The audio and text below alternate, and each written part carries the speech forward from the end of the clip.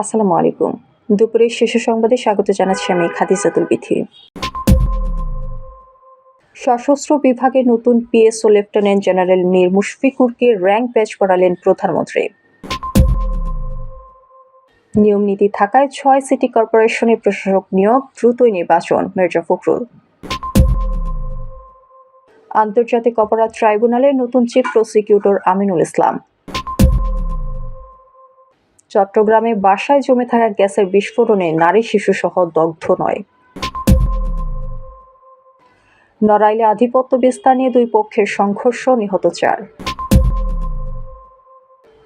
বেসরকারি মাদ্রাসায় নিয়োগে নতুন নির্দেশনা, না মানলে এমপিও বন্ধ। নগদে বিনিয়োগে আগ্রহী এমপি আরমান অডিটের অনুমতি চেয়ে কেন্দ্রীয় ব্যাংকে চিঠি। গোপালগঞ্জের মুকসুদপুরে আওয়ামী লীগ কার্যালয়ে জাতীয় ও দলীয় পতাকা উত্তোলন। অবতরণের সময় দুমড়ে মুচড়ে গেল ভারতীয় যুদ্ধ বিমান। ইরানে ফের জেনজি বিক্ষোভ এবং নেপালে নদীতে বাস উল্টে পড়ে ১৮ জন নিহত।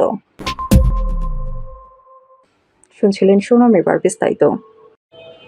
সশস্ত্র বাহিনী বিভাগের প্রিন্সিপাল স্টাফ অফিসার হিসেবে দায়িত্বভার গ্রহণ করেছেন লেফটেন্যান্ট জেনারেল মীর মুশফিকুর রহমান। সোমবার ২৩ ফেব্রুয়ারি প্রধানমন্ত্রী তারেক রহমানের উপস্থিতিতে আনুষ্ঠানিকভাবে তাকে লেফটেন্যান্ট জেনারেল র্যাঙ্ক ব্যাচ পরিয়ে দেওয়া হয়। অনুষ্ঠানে ৩ বাহিনীর প্রধানরা উপস্থিত ছিলেন। এ বিষয়ে আইএসপিআর এক সংবাদ বিজ্ঞপ্তিতে জানায়, লেফটেন্যান্ট জেনারেল মীর মুশফিকুর রহমান আজ থেকে সশস্ত্র বাহিনী বিভাগের প্রিন্সিপাল স্টাফ অফিসার হিসেবে দায়িত্বভার গ্রহণ করেছেন। সোমবার সশস্ত্র বাহিনী বিভাগে প্রধানমন্ত্রী তারেক রহমান নবনিযুক্ত প্রিন্সিপাল স্টাফ অফিসারকে লেফটেন্যান্ট জেনারেল র্যাঙ্ক ব্যাচ পরিয়ে দেন। এ সময় সেনাবাহিনী প্রধান জেনারেল ওয়াকারুজ্জামান, নৌবাহিনী প্রধান অ্যাডমিরাল এম নাজমুল হাসান ও বিমান বাহিনী প্রধান air chief marshal Hasan Mahmud Khan উপস্থিত ছিলেন। Lieutenant general Mir Mushfiqur Rahman ২১ June ১৯৯১ সালে বাংলাদেশ সেনাবাহিনীতে কোর অফ ইনফ্যান্ট্রিতে কমিশন লাভ করেন। তিনি ২৪ ডিভিশনে জিওসি প্রতিরক্ষা ক্রয় মহাপরিদপ্তরের সামরিক সচিব ও মহাপরিচালক পদের সহ সেনাবাহিনীতে বিভিন্ন গুরুত্বপূর্ণ দায়িত্বে নিয়োজিত ছিলেন। নিয়মনীতি থাকার কারণে ঢাকা উত্তর ও দক্ষিণ সিটি কর্পোরেশন সহ মোট ৬টি সিটি কর্পোরেশনের প্রশাসক নিয়োগ দেওয়া হয়েছে। অল্প সময়ের মধ্যে এসব সিটি কর্পোরেশনের নির্বাচন দেওয়া হবে বলে জানিয়েছেন স্থানীয় সরকার মন্ত্রী ও বিএনপি মহাসচিব মির্জা ফখরুল ইসলাম আলমগীর। সোমবার ২৩ ফেব্রুয়ারি সকালে রাজধানীর নয়াপল্টনে বিএনপির কেন্দ্রীয় কার্যালয়ে এই কথা জানান তিনি বলেন, নতুন বাংলাদেশের জন্য কাজ করছে বিএনপি সরকার। সংসদ অধিবেশন বসার পর সংরক্ষিত নারী আসনের বিষয়ে কাজ শুরু হবে। বিএনপির সাথে সম্পৃক্ত ও ভূমিকা রাখাদের প্রার্থী হিসেবে বিবেচনা করা হবে। মির্জা ফখরুল জানান, দল অল্প সময়ের মধ্যে দেশের মানুষের মধ্যে জায়গা করে নিয়েছে। তারেক রহমানের নেতৃত্বে সুখী ও সমৃদ্ধ দেশ গঠন করবে বিএনপি। দেশের অনেক জায়গায় আওয়ামী লীগের অফিস চালুর খবর পাওয়া যাচ্ছে। এ বিষয়ে তিনি বলেন, আওয়ামী লীগের কার্যক্রম এখনও নিষিদ্ধ, তাদের অফিস খোলার কথা নয়। এ সময় ১৭ বছরের গণতান্ত্রিক আন্দোলনে সাংবাদিকদের অবদান স্মরণ করেন মির্জা ফখরুল ইসলাম আলমগীর। আন্তর্জাতিক অপরাধ ট্রাইব্যুনালে চিফ প্রসিকিউটর হিসেবে আমিনুল ইসলামকে নিয়োগ দিয়েছে সরকার। সোমবার ২৩ ফেব্রুয়ারি সকালে এই সংক্রান্ত প্রজ্ঞাপন জারি করে আইন, বিচার ও সংসদ বিষয়ক মন্ত্রণালয়। ২০২৪ সালের সেপ্টেম্বরের শুরুতে তাজুল ইসলামকে অ্যাটর্নি জেনারেলের পদমর্যাদায় চিফ প্রসিকিউটর হিসেবে নিয়োগ দেয় অন্তর্বর্তীকালীন সরকার। নির্বাচনের আগ পর্যন্ত তাজুল ইসলামের অধীনে ২৪ জুলাই আগস্টে সংঘটিত মানবতা বিরোধী অপরাধের মামলায় ২৪টি আনুষ্ঠানিক অভিযোগ জমা দেয় প্রসিকিউশন। বর্তমানে এসবের বিচার কাজ চলছে ট্রাইব্যুনাল ১ ও ২-এ। রায় ঘোষণা হয়েছে ৩টির। ঘোষিত রায়ে দণ্ডিত ২৬ জনের মধ্যে ক্ষমতাচ্যুত প্রধানমন্ত্রী শেখ হাসিনা, সাবেক স্বরাষ্ট্রমন্ত্রী আসাদুজ্জামান খান কামাল সহ পুলিশের প্রধানরা রয়েছেন। রায়ের অপেক্ষায় রয়েছে জুলাই গণ-অভ্যুত্থানে প্রথম শহীদ আবু সাইদ হত্যা সহ ২টি মামলা। এরই মধ্যে আগামী ৪ মার্চ ঘোষণা হবে রামপুরে সংঘটিত মানবতা বিরোধী অপরাধের একটি মামলার রায়। চট্টগ্রাম নগরের হালিশহরে একটি বাসায় জমে থাকা গ্যাসের বিস্ফোরণে নারী শিশুসহ ৯ জন দগ্ধ হয়েছেন। সোমবার ভোরে হালিশহরের এইচ ব্লকের এসি মসজিদ সংলগ্ন এলাকায় এই বিস্ফোরণের ঘটনা ঘটে। দগ্ধদের মধ্যে ৮ জনের নাম জানা গেছে। দগ্ধ সবাইকে চট্টগ্রাম মেডিকেল কলেজ হাসপাতালের বার্ন ইউনিটে ভর্তি করা হয়েছে। এর মধ্যে ৪ জনের অবস্থায় শঙ্কাজনক বলে জানিয়েছেন চিকিৎসকেরা। ফায়ার সার্ভিস সূত্রে জানা গেছে, ভোর ৪:৩০টার দিকে হালিমা মঞ্জিল নামে একটি ৬-তলা ভবনের ৩য় তলার একটি বাসায় এই বিস্ফোরণের ঘটনা ঘটে। বিস্ফোরণের পর ঘরটিতে আগুন ধরে যায়। খবর পেয়ে ঘটনাস্থলে যায় ফায়ার সার্ভিসের সদস্যরা। প্রায় ২ ঘন্টার চেষ্টায় তারা আগুন নিয়ন্ত্রণে আনেন। তবে ফায়ার সার্ভিস ঘটনাস্থলে পৌঁছানোর আগে দগ্ধদের উদ্ধার করে হাসপাতালে নিয়ে যান স্থানীয় বাসিন্দারা। নড়াইলে আধিপত্য বিস্তার নিয়ে দুই পক্ষের সংঘর্ষে 4 জন নিহত হয়েছেন। সোমবার ভোরে সদর উপজেলার বরকুলা গ্রামে এই ঘটনা ঘটে। নড়াইল সদর থানার ভারপ্রাপ্ত কর্মকর্তা মোহাম্মদ অলি মিয়া বিষয়টি নিশ্চিত করেছেন। বিস্তারিত পরিচয় জানা যায়নি, তবে তারা সবাই একই এলাকার বাসিন্দা। স্থানীয় সূত্র ও পুলিশ জানায়, ভোরে স্থানীয় সিংগাসোলপুর ইউনিয়নের সাবেক চেয়ারম্যান খায়ের মোল্লার নেতৃত্বে লোকজন এলাকায় গুলি ছুড়ে আতঙ্ক সৃষ্টি করে। পরে গ্রামের খলিল শেখ তার ছেলে তাহাজ্জুদ ও ফেরদৌস শেখকে ধরে এনে এলোপাথারি কুপিয়ে হত্যা করে। সংঘর্ষে ঘটনাস্থলেই 3 জন ও পরে সদর হাসপাতালে নিলে আরও একজনের মৃত্যু হয়। শেষ খবর পাওয়া পর্যন্ত জানা গেছে, সেনাবাহিনী ও পুলিশ ঘটনাস্থলে পৌঁছেছে। বেসরকারি মাদ্রাসায় এনটিআরসি এর আওতার বাইরে থাকা শূন্য পদে নিয়োগ কার্যক্রম পরিচালনায় নতুন নির্দেশনা জারি করেছে মাদ্রাসা শিক্ষা অধিদপ্তর। রোববার এক বিজ্ঞপ্তিতে জানানো হয়, দেশের বেসরকারি মাদ্রাসাগুলোতে নতুন জনবল কাঠামো ও এমপিও নীতিমালা অনুসরণ করে নিয়োগ প্রক্রিয়া সম্পন্ন করতে হবে। নির্দেশনা অমান্য করলে সংশ্লিষ্ট মাদ্রাসার এমপিও সুবিধা বাতিল হবে। বিজ্ঞপ্তিতে বলা হয়েছে, এতদিন বেসরকারি শিক্ষক নিবন্ধন ও প্রত্যয়ন কর্তৃপক্ষ এর আওতার বাইরে থাকা শূন্য পদগুলোতে মাদ্রাসার নিয়োগ কমিটির সুপারিশের ভিত্তিতে ম্যানেজিং কমিটি বা গভর্নিং বডি নিয়োগ দিয়ে আসছিল। তবে শিক্ষা মন্ত্রণালয়ের কারিগরি ও মাদ্রাসা শিক্ষা বিভাগ 1 ফেব্রুয়ারি বেসরকারি শিক্ষা প্রতিষ্ঠান জনবল কাঠামো ও এমপিও নীতিমালা 2026 জারি করেছে।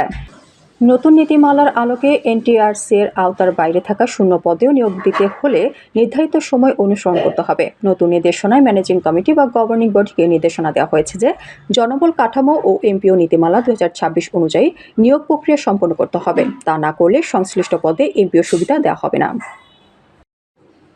বাংলাদেশ জামায়াতে ইসলামীর নবনির্বাচিত সংসদ সদস্য মীর আহমদ বিন কাশেম আরমান সমস্যায় থাকা মোবাইল ফাইন্যান্সিয়াল সার্ভিস প্রতিষ্ঠান নগদে নতুন বিনিয়োগ আনার উদ্যোগ নিয়েছেন। এ লক্ষ্যে সম্ভাব্য বিনিয়োগের আগে প্রতিষ্ঠানটির আর্থিক ও সার্বিক অবস্থা যাচাই করতে ফরেনসিক অডিটের অনুমতি চেয়ে বাংলাদেশ ব্যাংকের গভর্নরের কাছে চিঠি দিয়েছেন তিনি। গত 8 ফেব্রুয়ারি ত্রয়োদশ জাতীয় সংসদ নির্বাচনে 3 দিন আগে পাঠানো ওই চিঠিতে নগদের বর্তমান অবস্থান মূল্যায়নের জন্য অডিট পরিচালনার সুযোগ দেওয়া হয়। বিষয়টি তিনি নিজেই নিশ্চিত করেছেন। প্রয়াত জামায়াত নেতা মীর কাশেম আলীর ছেলে আরমান আওয়ামী লীগ সরকারের সময় প্রায় 8 বছর গুম ছিলেন। 2016 সালে মিরপুর থেকে অপহৃত হন এবং 2024 সালে 6 আগস্ট শেখ হাসিনা সরকারের পতনের একদিন পর মুক্তি পান তিনি। যুক্তরাজ্যে আইন বিষয়ে প্রশিক্ষণ নেওয়া এই আইনজীবী কথিত আয়নাঘর এ আটক থাকা ব্যক্তিদের একজন ছিলেন।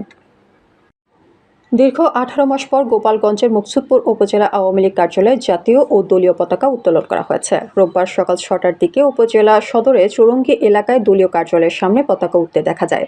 স্থানীয় সূত্রে জানা গেছে, মুকসুদপুর উপজেলা ছাত্রলীগের সভাপতি রিয়াজ আহমেদ ও সাধারণ সম্পাদক তরিকুল ইসলাম কয়েকজনকে সঙ্গে নিয়ে পতাকা উত্তোলন করেন। এ সময় তারা জয় বাংলা, জয় বঙ্গবন্ধু ও শেখ হাসিনা আসবে, বাংলাদেশ হাসবে সহ বিভিন্ন স্লোগান দেন। পতাকা উত্তোলনের ছবি ও ভিডিও তাদের ফেসবুক অ্যাকাউন্টে পোস্ট করা হলে তা সামাজিক যোগাযোগ মাধ্যমে ছড়িয়ে পড়ে। আবারও বিপত্তিতে ভারতীয় যুদ্ধবিমান তেজস। এবার সেনা ঘাঁটিতে অবতরণের সময় রানওয়ে থেকে ছিটকে গেল, দুমড়ে মুচড়ে গেল সেটির কাঠামো।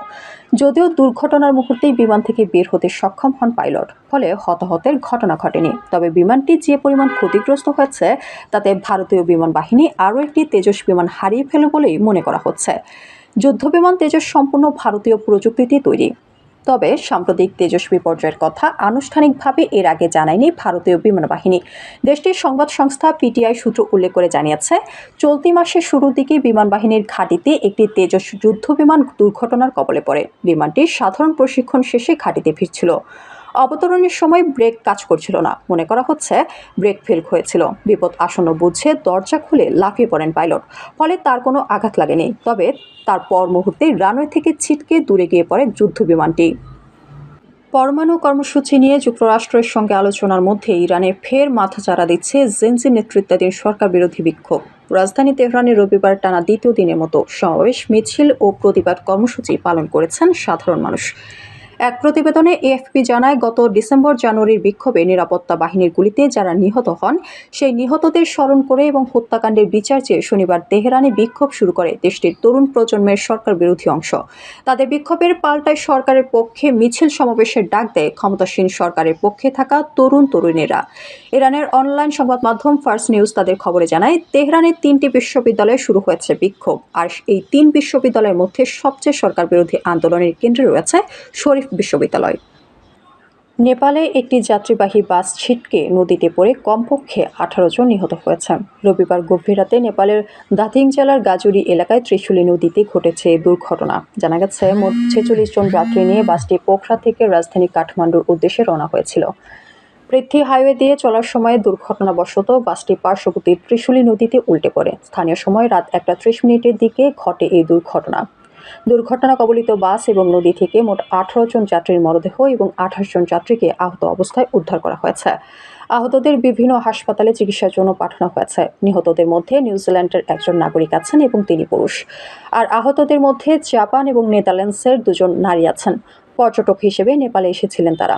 ঠিক কী কারণে দুর্ঘটনা ঘটল তা এখনও জানা যায়নি। আল্লাহ হাফেজ।